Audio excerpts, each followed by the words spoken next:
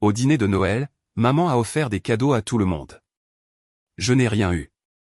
Elle a dit, sois reconnaissant de pouvoir t'asseoir ici. Mon oncle a ricané et a dit, estime-toi heureux qu'on se souvienne encore de ton oncle. Tout le monde a ri. J'ai dit, c'est bon à savoir. 2 semaines plus tard, il était à ma porte, en hurlant, on doit parler, ouvre. S'il te plaît. Je m'appelle Lorraine. J'ai 28 ans et je vis seul dans un tout petit appartement à Chicago. Il y a 3 semaines, j'ai fait 4 heures de route pour retourner chez mes parents, pour ce que ma mère appelle fièrement notre dîner de Noël anticipé, même si, en réalité, cela tombe à Thanksgiving. Elle disait que c'était plus pratique ainsi. Tout le monde avait congé. Tout le monde pouvait être réuni. J'ai failli faire demi-tour 2 fois pendant le trajet, mais la culpabilité est un carburant puissant. Alors, je me suis présenté avec une tarte à la citrouille faite maison, et un sourire qui n'atteignait pas mes yeux. Le dîner était bruyant, chaotique, avec le football à la télé, tout le monde qui parlait en même temps, agissant comme si c'était un téléfilm Hallmark. Ensuite, quand les assiettes ont été débarrassées, ma mère s'est levée et a frappé dans ses mains pour réclamer l'attention, comme si elle présentait une cérémonie de remise de prix. Elle a sorti un sac plein de cadeaux emballés et a commencé à les distribuer, un par un, en faisant le tour de la table. Mon père a eu un nouveau polo de golf. Mon oncle a eu son vin coûteux préféré. Mes sœurs ont eu des petits objets personnalisés mignons, des bracelets et un bon pour un spa. Les gens riaient, disaient merci, la serraient dans leurs bras. J'ai attendu, car bien sûr, il devait y avoir quelque chose pour moi aussi. Quand le sac fut vide et qu'elle n'avait toujours pas regardé dans ma direction, j'ai fini par demander, aussi nonchalamment que possible, il y en a un pour moi. Elle n'a même pas hésité. Estime-toi heureuse de pouvoir t'asseoir ici, a-t-elle dit, comme si elle me rappelait que je devais être reconnaissante juste d'être autorisée dans la pièce. Mon oncle a ricané et a ajouté, estime-toi heureuse qu'on se souvienne encore de ton nom. Et toute la table a explosé de rire. J'ai senti mon visage devenir brûlant, mais j'ai juste hoché la tête et dit, bon à savoir. Pas de cris, pas de larmes, juste ça. Je suis parti tôt, j'ai reconduit jusqu'à Chicago dans le noir, et j'ai décidé que quelque chose allait changer. Parce que 2 semaines plus tard, ces mêmes personnes qui riaient de moi étaient à ma porte, frappant dessus et me suppliant de parler. Et c'est là que la vraie histoire a commencé. Quand je suis rentré à Chicago ce soir-là, j'ai jeté mes clés sur le comptoir, mis la tarte à la citrouille à la poubelle, et je me suis juste assise sur le sol de la cuisine en fixant mon téléphone.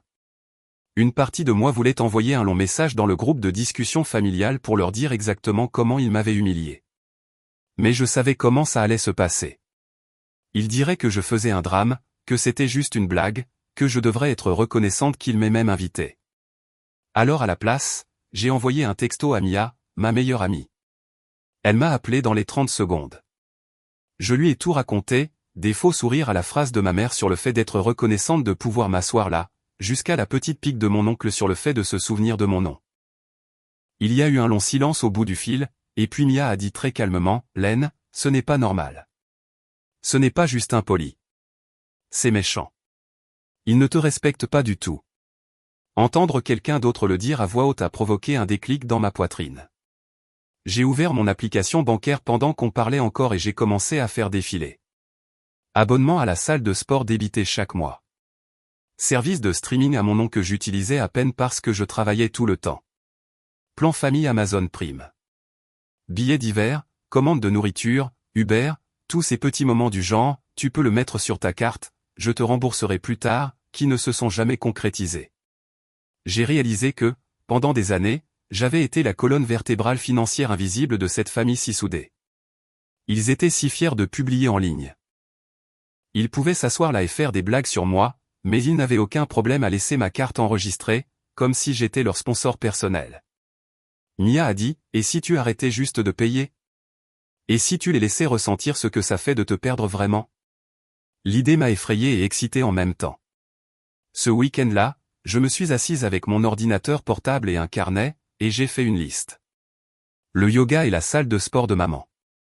Les abonnements de streaming et le prime de papa, les billets de parc d'attractions de dernière minute de ma petite sœur, les concerts, l'essence, chaque paiement automatique qui portait mon nom et auquel leur confort était rattaché. Puis j'ai commencé à annuler. Clic, annuler l'adhésion.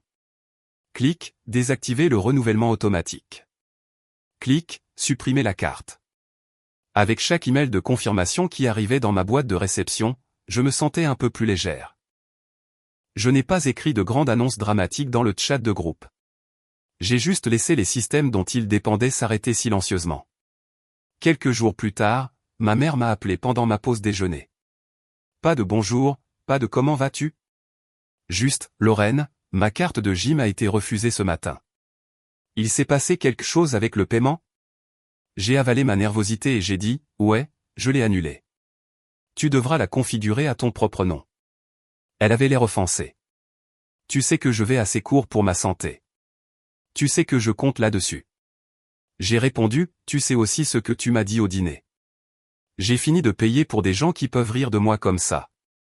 Elle a halté comme si je l'avais giflé. Mon père a appelé plus tard ce soir-là parce que le streaming ne fonctionnait pas, ça dit qu'on doit mettre à jour le paiement, s'est-il plaint. Tu as dû faire une erreur. J'ai dit, je n'ai rien gâché. J'ai juste arrêté de payer. Vous êtes des adultes. Vous pouvez gérer vos propres factures. Il est devenu silencieux, puis a craqué. La famille prend soin les uns des autres, Lorraine. J'ai dit, exactement. Ça marche dans les deux sens. Après ça, le groupe de discussion a commencé à exploser. De petits messages passifs-agressifs sur la façon dont certaines personnes oublient d'où elles viennent, et que l'argent ne fait pas tout, mais que certains pensent le contraire. J'ai mis la discussion en sourdine. J'ai décidé que je ne rentrerai pas à la maison pour Noël, peu importe le nombre de tentatives de culpabilisation qu'ils essaieraient. Pour la première fois de ma vie, j'ai choisi de ne pas jouer le rôle qu'ils avaient écrit pour moi. Je pensais qu'ils allaient bouder, peut-être dire du mal de moi au country club, et finalement passer à autre chose. J'avais sous-estimé à quel point ils dépendaient de moi, pas seulement pour l'argent, mais pour le contrôle. Parce que plus leurs abonnements et leur confort commençaient à s'effondrer, plus ils devenaient désespérés. Et c'est comme ça que je me suis retrouvé avec toute ma famille de l'autre côté de la porte de mon appartement, frappant et hurlant pour qu'on les laisse entrer. La première vraie vague a frappé quelques jours après que j'ai tout annulé. J'étais à mon bureau, essayant de me concentrer sur un brief de campagne, relisant la même phrase encore et encore, quand mon téléphone a commencé à vibrer sans arrêt. Au début, c'était juste le chat de groupe familial qui s'allumait comme une alarme incendie. Ma mère a envoyé un long paragraphe sur la façon dont certaines personnes oublient qui les a élevées, et à quel point elle était profondément blessée que j'attaque sa santé en annulant la salle de sport. Elle faisait sonner ça comme si je lui avais retiré des médicaments sur ordonnance, et non pas désactivé un abonnement qui était facturé sur ma carte. Il y avait une phrase sur la façon dont le yoga était la seule chose qui la gardait saine d'esprit, comme si j'étais personnellement responsable de sa stabilité mentale.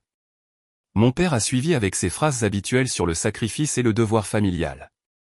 En ajoutant ce classique, « Tu n'aurais pas ton travail chic à Chicago si ce n'était pas pour nous », ce qu'il disait toujours dès que l'argent était évoqué. Comme si mon diplôme et ma carrière étaient des articles sur une facture que je n'avais pas fini de payer. Ensuite, mes sœurs sont intervenues avec des émojis et des commentaires en marge. L'une d'elles a écrit « Imagine choisir Netflix plutôt que ta propre mère », ce qui était ironique étant donné que j'avais annulé Netflix aussi, et qu'elles étaient celles qui l'utilisaient bien plus que je ne l'ai jamais fait. Les autres ont envoyé un message qui disait « Tu as tellement changé. Tu étais gentil avant », suivi d'un émoji en pleurs et d'un cœur brisé. C'était le même scénario que toujours, juste plus fort et dans un fil de discussion de groupe. J'ai fixé le chat pendant 1 minute, sentant ma poitrine se serrer, puis j'ai appuyé sur remuer à nouveau et j'ai posé mon téléphone face contre terre sur mon bureau. Je pouvais sentir les notifications continuer d'arriver, vibrant toutes les quelques secondes, comme si le téléphone lui-même était anxieux. 10 minutes plus tard, Mia m'a envoyé des captures d'écran d'Instagram. « Tu as vu ça ?» a-t-elle écrit. Ma sœur cadette avait posté un fond noir avec un texte blanc qui disait « Certaines personnes couperaient les vivres à leur propre sang pour de l'argent.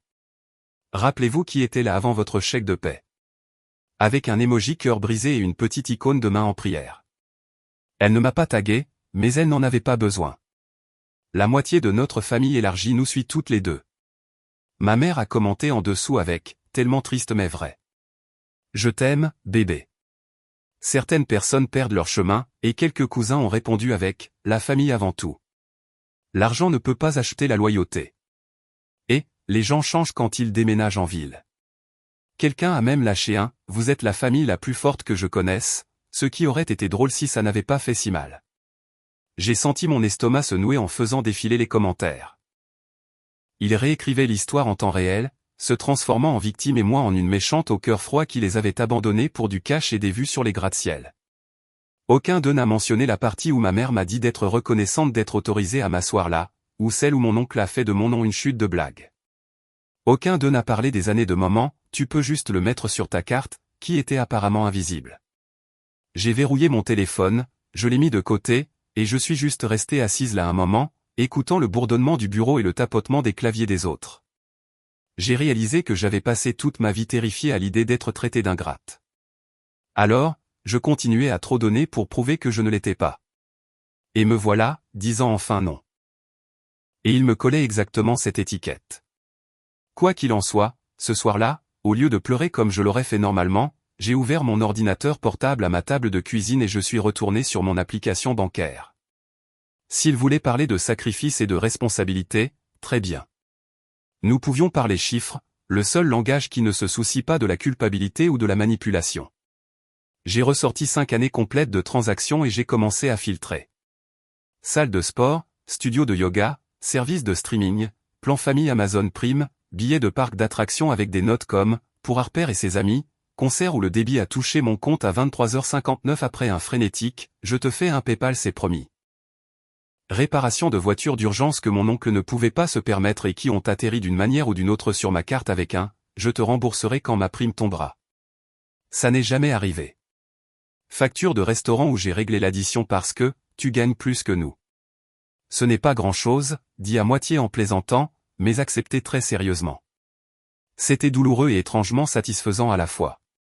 Avec chaque ligne que je surlignais, je me souvenais de la conversation exacte qui allait avec, du moment exact où j'avais ravalé mon ressentiment et souri à la place. J'ai tout copié dans un tableur, ajouté des dates et de courtes descriptions, j'ai mis un code couleur pour les catégories juste pour garder ma santé mentale, et j'ai regardé le total grimper de plus en plus haut, jusqu'à ce que je doive me reculer et juste le fixer. Ce n'était pas quelques moments généreux. C'était un modèle. C'était des années où j'étais le filet de sécurité chaque fois que quelqu'un oubliait son portefeuille, ou ne pouvait pas payer avant vendredi, ou avait juste besoin d'aide.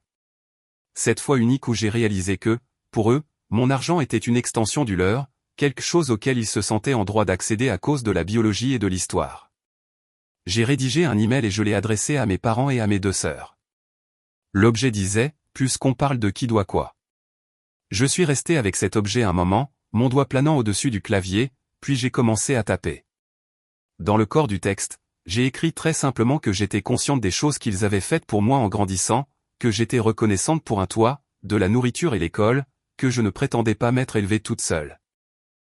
Mais j'ai aussi écrit que l'idée selon laquelle je leur devais un soutien financier sans fin et une tolérance aveugle en retour pour le reste de ma vie n'était pas exacte, et pas saine. Ensuite, j'ai collé le total du tableur et une courte analyse en dessous, listant les catégories. Je ne les ai pas traités de voleurs. Je n'ai pas exigé qu'ils remboursent tout sur le champ comme un agent de recouvrement. J'ai simplement écrit, si vous voulez continuer à insister sur le fait que je suis ingrate et égoïste parce que j'ai arrêté de payer, s'il vous plaît, regardez ceci et demandez-vous qui a réellement pris soin de qui. Mes mains tremblaient quand j'ai appuyé sur envoyer, mon cœur battait comme si je venais de sauter dans l'eau froide. Mais cela ressemblait aussi au fait de déposer un fardeau que je portais depuis des années. Un sac dont je n'avais pas réalisé qu'il était devenu si lourd. La réponse de ma mère est arrivée vite, tout en majuscule dans l'objet, comment oses-tu ? Le corps du message était un pavé de texte où elle qualifiait ma liste de manipulatrice et cruelle. Elle a dit que seule une personne sans cœur jetterait l'argent au visage de ses parents et m'a accusé d'essayer de mettre un prix sur son amour et ses sacrifices. Elle a transformé chaque exemple en une histoire sur la difficulté des choses pour eux et à quel point j'étais ingrate de les faire se sentir petits. Elle a fini par « J'ai tellement honte de qui tu es devenu ». Et une ligne sur le fait qu'elle ne me reconnaissait même plus. Puis elle m'a bloqué sur Facebook. Je sais qu'elle m'a bloqué parce que Mia m'a envoyé une autre capture d'écran même pas 1 heure plus tard. Ma mère venait de poster une de ces images génériques de citations familiales, quelque chose comme « La famille est pour toujours même quand certains membres oublient », avec une longue légende sur le fait de rester fort pendant ces temps difficiles et d'être reconnaissant pour les enfants qui honorent encore leurs parents et comprennent la vraie loyauté. Les « j'aime » et les commentaires de soutien ont afflué. Les gens écrivaient « Tu es une si bonne mère. Tes enfants ont de la chance de t'avoir. Ne laisse personne déchirer ta famille. Sans savoir qu'ils acclamaient quelqu'un qui avait utilisé le mot « reconnaissant » comme une arme contre son propre enfant à la table du dîner. Aucune de ces personnes ne savait que chacune de ces petites soirées Netflix réconfortantes et matinées de yoga avait été silencieusement payée par la fille qu'elle avait humiliée devant tout le monde. Je suis resté allongé dans mon lit ce soir-là, fixant le plafond, en colère, tremblante. Mais sous la colère, il y avait une étrange clarté, ce sentiment net et propre. Ils n'allaient pas se réveiller un jour et soudainement me voir différemment d'eux-mêmes. Ils étaient investis dans cette version de moi, la fille de la ville difficile et ingrate qui leur devait tout et leur donnait des raisons infinies de se plaindre. La seule chose que je pouvais contrôler était ce à quoi je leur donnais accès. Mon argent, mon temps, mon énergie, mon silence. À mesure que Noël approchait et que davantage de leur confort s'éteignait ou exigeait de nouveaux modes de paiement, le ton de leur message a changé. Les publications passives-agressives sont devenues moins nombreuses. Les appels sont devenus plus frénétiques, et les tentatives de culpabilisation se sont transformées en véritable panique. Ils ont arrêté de simplement me lancer des pics en ligne et ont commencé à s'agiter dans la vraie vie, essayant de colmater les trous là où mon soutien se trouvait auparavant. Et c'est là que leur sentiment de droit a débordé en quelque chose de beaucoup plus fort, beaucoup plus laid et beaucoup plus difficile à ignorer. Le genre de désespoir qui ne reste pas sur les écrans, mais qui se présente juste devant votre porte d'entrée. 2 semaines après ce dîner de Thanksgiving, j'étais dans mon appartement un samedi après-midi, regardant d'un œil une vidéo YouTube au hasard et essayant de ne pas penser à ma famille du tout, quand le buzzer a sonné. Au début, j'ai cru que c'était une livraison, mais je n'avais rien commandé. Puis mon téléphone s'est allumé avec le nom de mon père. J'ai laissé aller sur la messagerie. 1 seconde plus tard, ma mère a commencé à appeler. Puis le buzzer a retenti à nouveau, plus longuement cette fois, comme si quelqu'un s'était appuyé dessus. Mon estomac s'est effondré. J'ai marché jusqu'à l'interphone et j'ai appuyé sur le bouton juste assez pour entendre le bruit du hall. C'est là que j'ai entendu la voix de ma mère résonner dans la cage d'escalier, forte et perçante. « Lorraine, on sait que tu es là. Ouvre-nous. » Il y avait ce ton faux et joyeux, comme si elle essayait d'avoir l'air normal pour quiconque pourrait écouter, mais en dessous, c'était de la pure colère. Je me suis figé 1 seconde, puis j'ai discrètement vérifié le couloir par mon Judas. Quelques minutes plus tard, je les ai vus. Ma mère et mon père debout devant la porte de mon appartement, ayant clairement amadoué un autre locataire pour qu'il les laisse entrer dans l'immeuble. Ma mère tenait un sac cadeau rouge brillant avec du papier de soie qui en sortait, comme si elle était dans une publicité. Mon père avait quelques sacs plus petits accrochés à son poignet. Mon téléphone a recommencé à sonner sur la table derrière moi. Je l'ai laissé sonner. Ma mère a frappé poliment au début. 3 petits coups légers. « Lorraine, chérie, ouvre. On t'a apporté quelque chose. On veut juste parler avant Noël. » Elle a crié assez fort pour que n'importe qui à l'étage puisse entendre. J'ai pris une inspiration, je me suis approché, mais je n'ai pas déverrouillé la porte. « Je ne veux pas parler maintenant, » ai-je dit à travers le bois. « Vous devez partir. » Le changement dans sa voix a été instantané. La fausse douceur s'est fissurée. Elle a frappé plus fort, les sacs bruissants. « On a fait 4 heures de route pour être ici, Lorraine. 4 heures. Le moins que tu puisses faire est d'ouvrir la porte et de parler à tes propres parents. » Mon père est intervenu, sa voix déjà agacée. « C'est ridicule. On ne fait pas ça à travers une porte. Ouvre-la. » J'ai répété, « Non, vous n'avez pas le droit de m'humilier, de vous moquer de moi, et ensuite de vous pointer avec des sacs cadeaux comme si ça arrangeait quoi que ce soit. Vous devez partir. » Il y a eu une pause, et puis les coups se sont transformés en véritable martèlement. La voix de ma mère s'est élevée, tremblante et dramatique. « Tu t'entends? C'est ce que cette ville t'a fait. Tu penses que tu vaux mieux que nous maintenant? Tu annules des choses sans prévenir. Tu envoies cet email dégoûtant et maintenant tu ne peux même pas nous regarder. » Elle a commencé à renifler bruyamment. « Notre famille s'effondre et tu ne t'en soucies même pas, » a-t-elle pleuré. Mon père a baissé la voix, mais je pouvais toujours y entendre la colère. « C'est une question de respect, Lorraine. Tu nous devais une chance de parler en personne. Sois un homme et ouvre la porte. » J'ai failli rire à « Sois un homme. » Considérant que ce qui a déclenché tout ça, c'était eux se moquant de moi devant tout le monde comme si j'étais une enfant. À la place, j'ai dit, le respect marche dans les 2 sens. Rester planté devant ma maison en essayant de forcer une conversation à laquelle j'ai dit non, ce n'est pas du respect. Mon téléphone a vibré dans ma main. C'était ma sœur cadette qui appelait. Quand je n'ai pas décroché, elle a immédiatement suivi avec un texto. Ils sont devant ta porte. Ouvre juste. N'empire pas les choses. Maman est en train de paniquer. J'ai répondu, ils sont venus sans invitation. C'est leur problème. Une seconde plus tard, elle a répondu, tu es cruel. Ils t'ont apporté des cadeaux de Noël pour arranger les choses. À travers la porte, ma mère a dû décider de s'appuyer sur cet angle. Elle a élevé la voix à nouveau et a dit, on t'a apporté des cadeaux, Lorraine. On ne t'a pas oublié. On essaie. C'est ce que tu voulais, non? De l'attention. C'était presque drôle comme elle déformait la situation. J'ai imaginé ce qu'il y avait dans ces sacs. Peut-être un pull basique d'un rayon soldé. Peut-être une bougie, quelque chose qu'il pourrait pointer plus tard en disant, on a essayé, mais elle nous l'a jeté au visage. Je ne voulais rien de tout ça. Vous n'arrangerez rien avec des cadeaux, ai-je dit. Vous ne vous êtes même jamais excusé pour ce que vous m'avez dit, pour avoir ri de moi devant tout le monde. Il y a eu un moment de silence. Puis ma mère a craqué. Oh mon Dieu, tu es encore là-dessus? C'était une blague, Lorraine. Une blague. Les gens normaux peuvent accepter une blague au dîner. Mon père a ajouté, tu montes un seul commentaire en épingle et tu punis toute la famille pour ça. C'était le moment où j'ai su qu'il n'y avait rien pour moi de l'autre côté de cette porte. Pas encore. Pas comme ça. J'ai ressorti mon téléphone et j'ai envoyé un texto à ma mère. Vous avez 10 minutes pour partir ou j'appelle la sécurité de l'immeuble. À voix haute, j'ai dit, vous devez partir. Je suis sérieuse. Les coups ont cessé une seconde, puis sont revenus encore plus fort avec la voix de ma mère qui se brisait. On doit parler. Ouvre. S'il te plaît, ne nous fais pas ça. Ne fais pas ça à ta mère. Mon cœur battait si fort que je pouvais l'entendre dans mes oreilles, mais je n'ai pas bougé vers la serrure. Je suis juste resté là à fixer la poignée de porte, répétant dans ma tête, tu as le droit de dire non. Tu as le droit de dire non.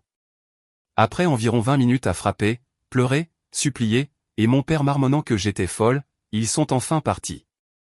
Un voisin du bout du couloir m'a envoyé un email plus tard dans la soirée via le portail de l'immeuble, demandant poliment si tout allait bien et mentionnant la scène très bruyante qui s'était passée devant ma porte.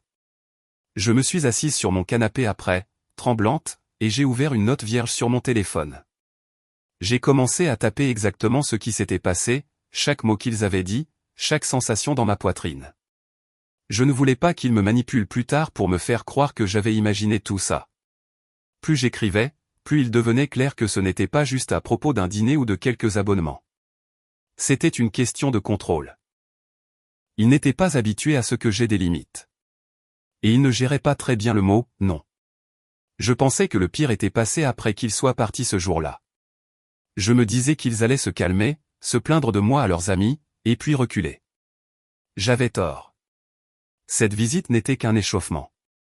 La prochaine fois qu'ils reviendraient, ils apporteraient plus que des sacs cadeaux et de la culpabilité, et ils me montreraient jusqu'où ils étaient prêts à aller pour me traîner de force dans le rôle que je devais jouer. Après la scène avec les sacs cadeaux devant ma porte, je pensais vraiment qu'ils allaient reculer. Pendant quelques jours, c'était presque paisible. Le chat de groupe familial a ralenti pour ne laisser place qu'à de vagues citations sur le pardon, et des prières pour les gens qui s'égarent. Je l'ai mis en sourdine, je me suis concentré sur le travail, j'ai pris un café avec Mia, j'ai essayé de dormir sans entendre le « estime-toi heureuse de pouvoir t'asseoir ici » de ma mère dans ma tête. Je me disais que le pire était passé. Ce n'était pas le cas. Les appels ont recommencé. D'abord depuis les numéros de mes parents, que je laissais aller sur messagerie. Ma mère pleurait en disant qu'elle ne dormait pas, parlait de sa tension artérielle, disait que le médecin avait dit qu'un stress comme ça pourrait la tuer, et demandait si c'était ce que je voulais. Les messages de mon père étaient plus froids. Je brisais la famille. Je leur devais une conversation parce qu'ils m'avaient élevé. Quand j'ai arrêté de répondre, ils sont passés à des numéros locaux aléatoires. J'en ai décroché un, pensant que c'était le travail, et ma mère a dit, « Alors, tu sais toujours comment répondre au téléphone ?» Comme si elle m'avait prise en flagrant délit de mensonge. J'ai raccroché. Puis mon oncle Chuck s'y est mis, laissant des messages vocaux disant que je ne pouvais pas annuler ma famille comme un abonnement, et qu'un jour j'aurais besoin d'eux. En ligne, ma sœur a posté un autre TikTok triste sur le fait d'être abandonnée par son propre frère ou sœur qui choisit l'argent et les étrangers plutôt que les gens qui étaient là depuis le premier jour. Pas de nom, mais la légende, parfois le sang fait plus mal que les étrangers, rendait la chose évidente. Des inconnus remplissaient ses commentaires de soutien, lui disant de couper les ponts avec les personnes toxiques. Pendant ce temps, les retombées de mes paiements annulés ont frappé. Ma mère a laissé un message vocal paniqué disant que la salle de sport voulait une nouvelle carte et des frais d'inscription, disant que le yoga était la seule chose qui la gardait calme et demandant comment je pouvais lui faire ça. Un cousin m'a dit que mon père se plaignait au club de golf des enfants ingrats qui traitent les parents comme des banques. Un soir, j'ai rouvert mon tableur et j'ai ajouté une colonne pour le comportement. Appel, culpabilisation, TikTok, visite surprise. Voir tout cela aligné rendait impossible de prétendre que c'était une phase. C'était un système et j'avais arrêté de jouer. Quelques jours avant Noël, c'est passé du numérique au physique. Je suis rentré avec des courses, j'ai vu la voiture de mes parents dehors, et j'ai senti mon estomac s'effondrer. Quand j'ai tourné pour arriver à mon étage, ma mère, mon père et mon oncle Chuck se tenaient devant mon appartement comme un barrage. La voilà, a dit ma mère bruyamment. Tu te sens fier d'appeler la sécurité sur tes propres parents. J'ai posé le sac, gardé mes clés dans ma main. Vous n'êtes pas censé être ici. Vous devez partir. Mon père a dit qu'ils ne partaient pas, qu'ils avaient fait tout ce chemin pour parler en personne, et que je leur devais ça. Ma mère a continué sur la façon dont ils essayaient de sauver la famille pendant que je me cachais dans ma petite boîte et que je les traitais comme des parasites. Mon oncle s'est appuyé contre le mur, avec un sourire en coin, demandant si je pensais vraiment que mes voisins se souciaient plus de moi que mon propre sang. On n'annule pas le sang, a-t-il dit. J'ai dit que le sang ne leur donnait pas le droit de se pointer après que je leur ai dit d'arrêter. Ma mère s'est moquée, a dit que personne ne m'avait attrapé, m'a accusé de tout déformer et de les faire passer pour abusifs afin de me sentir justifié. Mon père s'est approché jusqu'à ce que ma porte soit dans mon dos. Voici ce qui va se passer, a-t-il dit. Tu rentres à la maison avec nous pour Noël. Ce cirque s'arrête maintenant. Ma voix tremblait, mais j'ai dit, non, je vous ai dit de partir. Vous me harcelez. Ma mère a claqué sa paume contre la porte à côté de ma tête si fort que j'ai sursauté, hurlant à propos de tout ce qu'ils m'avaient donné et comment je leur étais redevable. Mon oncle m'a vu tressaillir, a souri, et a mis sa main sur mon épaule, essayant de me pousser loin de la serrure. Quelque chose en moi est devenu très calme. J'ai repoussé sa main et j'ai dit haut et fort, ne me touche plus jamais. J'ai sorti mon téléphone, appelé la sécurité de l'immeuble, et j'ai dit, ma famille est encore là. Je leur ai dit de partir. Ils ne veulent pas. L'un d'eux a mis les mains sur moi. J'ai besoin de quelqu'un là-haut. Ils m'ont fixé comme si j'avais mis le feu à l'immeuble. Le garde est monté, a écouté les deux côtés, puis s'est tourné vers eux et a dit, elle vit ici. Elle vous a demandé de partir. Vous ne pouvez pas continuer à venir ici et faire des scènes. Si vous revenez, nous devrons impliquer la police. Il les a accompagnés jusqu'à l'ascenseur pendant que ma mère pleurait et que mon père marmonnait à propos des enfants ingrats. Mon oncle m'a lancé un dernier regard et a dit à voix basse, tu vas le regretter. Plus tard, la direction a glissé un avis sous ma porte documentant l'incident et déclarant qu'il n'était pas autorisé à revenir sans permission. Que des visites répétées pourraient signifier une interdiction de pénétrer sur la propriété et la police. Pour la première fois, il y avait quelque chose sur papier disant que ce n'était pas juste un drame familial. D'autres personnes l'avaient vu. D'autres personnes étaient prêtes à appeler ça par son nom. Je voulais croire que cet avertissement suffirait à les faire arrêter. Mais les gens qui sont habitués au contrôle ne l'abandonnent généralement pas à cause d'un bout de papier. Et la prochaine fois qu'il viendrait, ce ne serait pas juste la sécurité qui serait impliquée. Quelques jours avant Noël, j'ai enfin commencé à me détendre. La sécurité avait déposé son rapport. Mes parents et mon oncle avaient été escortés dehors une fois déjà, et mon téléphone était calme pour la première fois depuis des semaines. J'ai bloqué quelques numéros, mis le chat de famille en sourdine, je me suis jeté dans les projets de fin d'année, et je me suis accroché au plan de passer le réveillon de Noël avec Mia, à manger des plats à emporter et regarder des films stupides. Je me disais qu'ils avaient fini. J'avais tort. Un après-midi, je montais les escaliers avec des courses quand je l'ai entendu. Mon nom de famille résonnant dans la cage d'escalier, la voix de ma mère tranchante et trop forte. Elle est à cet étage. Je sais qu'elle y est. Lorraine, sors d'ici tout de suite. Mon estomac s'est effondré. Quand j'ai tourné le coin pour arriver à mon étage, ils étaient là à nouveau. Ma mère, mon père et mon oncle Chuck debout au milieu du couloir devant ma porte comme s'ils en étaient propriétaires. Ma mère a pivoté vers moi. Te voilà, a-t-elle claqué. Tu te sens puissante maintenant d'appeler la sécurité sur tes propres parents. Mon père se tenait raide, la mâchoire serrée. Mon oncle était appuyé contre le mur comme si c'était son divertissement pour la journée. J'ai posé mon sac de course et gardé mes clés dans ma main. Vous n'êtes pas censé être ici, ai-je dit. Vous devez partir. On ne partira pas, a dit mon père. Pas tant que tu n'arrêteras pas d'agir comme une étrangère et que tu ne nous parleras pas comme une adulte. On a fait tout ce chemin avant Noël pour essayer d'arranger ça. Ma mère a sauté sur l'occasion, la voix montant, pour que chaque porte puisse entendre. On se bat toujours pour cette famille, a-t-elle dit. Tu nous coupes les ponts.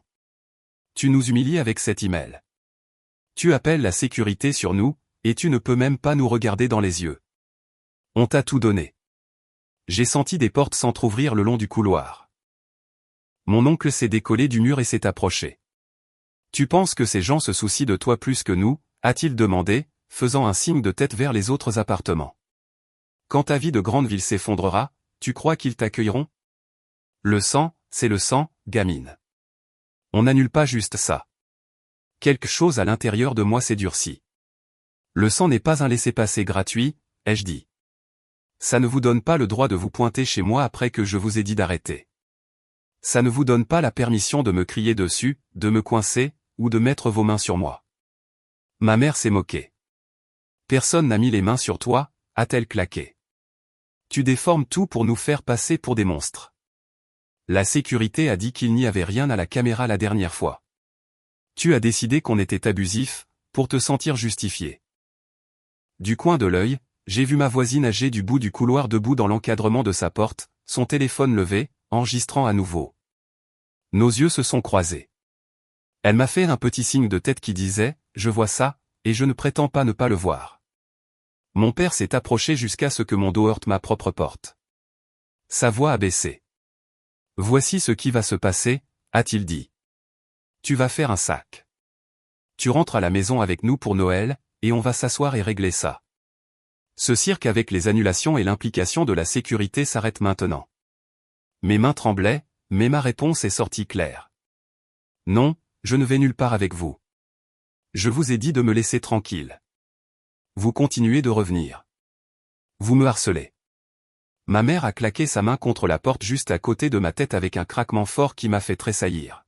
« Harcelé » a-t-elle sifflé. « On t'a donné la vie. Tu n'aurais pas cet appartement, ce travail, rien sans nous. Tu nous dois le respect. Tu nous dois tes cadeaux à Noël. Tu nous dois plus que ça. » Mon oncle m'a vu tressaillir et a souri.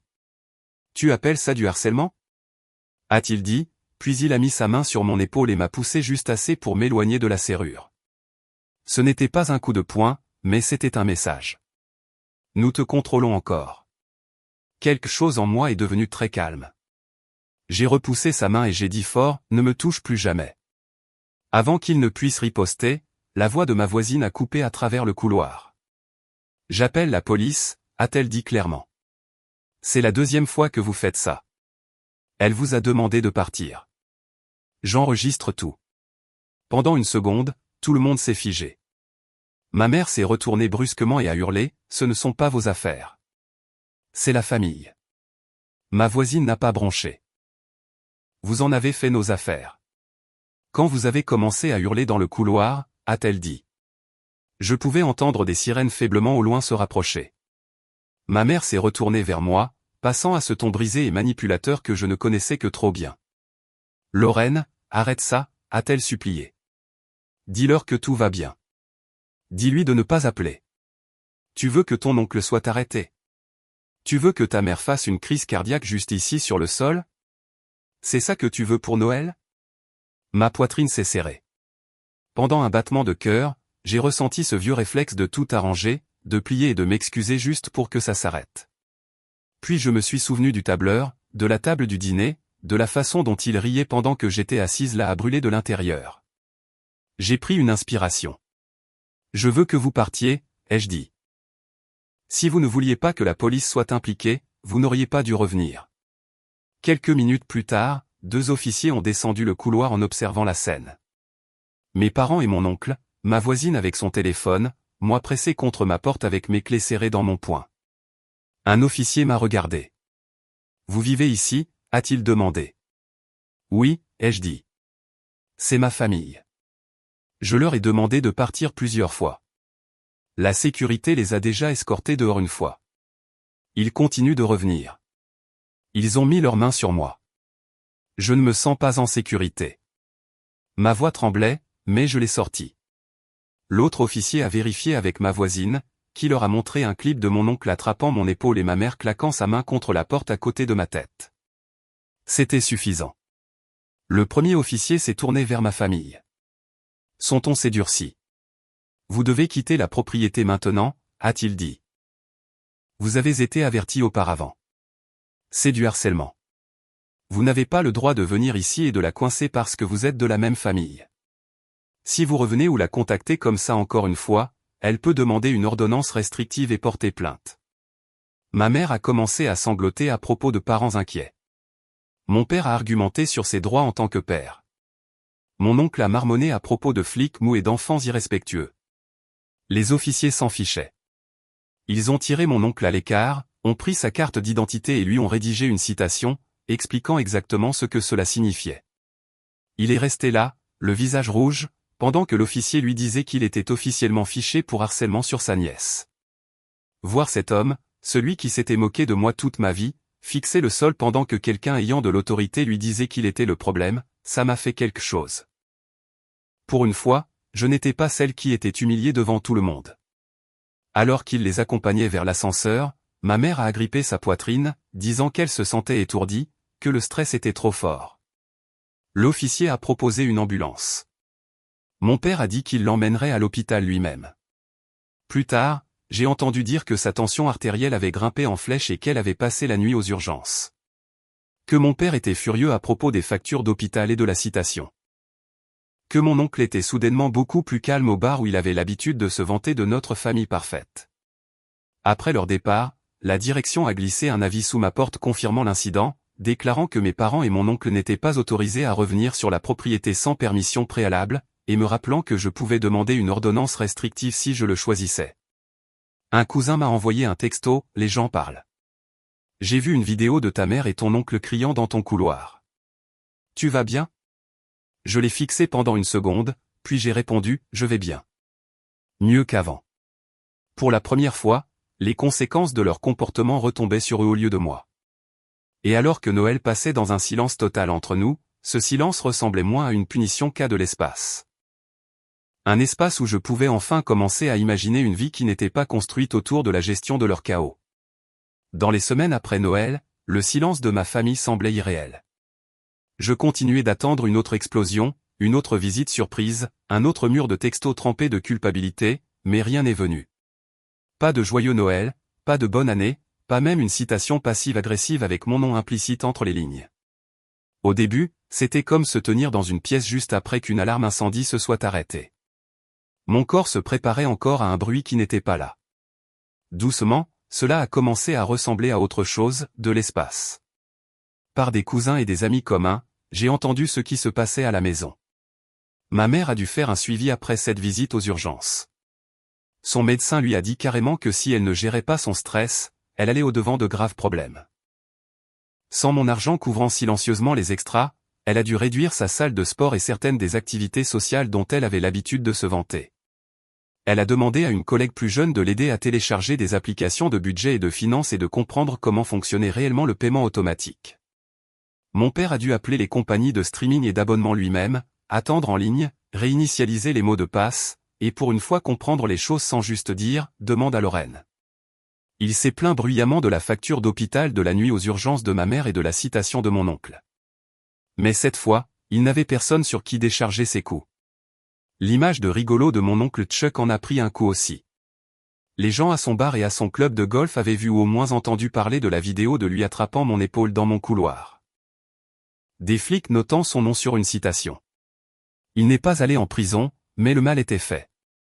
C'est dur de jouer l'oncle charmant quand tout le monde sait que vous êtes le gars sur qui sa propre nièce a appelé la police. Mes sœurs sont devenues plus silencieuses en ligne. Moins de selfies de concerts et de voyages impulsifs. Plus de publications sur les heures supplémentaires et le travail acharné pour atteindre des objectifs. Quand je me suis retiré en tant que filet de sécurité invisible, elles ont dû tenir sur leurs propres pieds. C'est ça qui a fait tilt pour moi. Ma limite ne m'a pas juste fait grandir, moi. Elle nous a forcés tous à le faire. Une fois l'adrénaline retombée, je me suis un peu effondré. Sans nouveau drame pour me distraire, tous les vieux trucs sont remontés à la surface. Les blagues qui n'étaient pas vraiment des blagues. Les fois où j'avais payé l'addition et ravalé mon ressentiment. Les années où je croyais que maintenir la paix était mon travail. J'ai finalement pris rendez-vous avec un thérapeute au lieu d'en parler simplement. Lors de notre première séance, elle a demandé « Quand avez-vous appris que votre rôle dans la famille était de tout réparer ?» Je n'avais pas de réponse toute faite, mais la question est restée avec moi. J'ai aussi trouvé un groupe de soutien en ligne et un subreddit plein de gens avec des histoires qui semblaient inconfortablement familières. Des parents qui utilisaient la culpabilité comme une arme, des proches qui utilisaient la famille comme une laisse, des frères et sœurs qui ne tendaient la main que lorsqu'ils avaient besoin de quelque chose. En lisant leurs commentaires, j'ai vu des mots que je ne m'étais jamais permis d'utiliser pour ma propre situation, manipulation, abus émotionnel, exploitation financière. Ça ne changeait pas ce qui s'était passé, mais ça changeait la façon dont je me jugeais pour être finalement parti. Des mois plus tard, ma mère a envoyé un court email. Pas d'objet, juste « Je suis désolé que les choses aient si mal tourné entre nous. Je ne suis pas d'accord avec la façon dont tu as tout géré, mais tu me manques. J'espère que tu vas bien. » Ce n'étaient pas les excuses que je voulais, mais c'était quelque chose. Je n'ai pas répondu tout de suite. Quand je l'ai fait, je suis resté simple.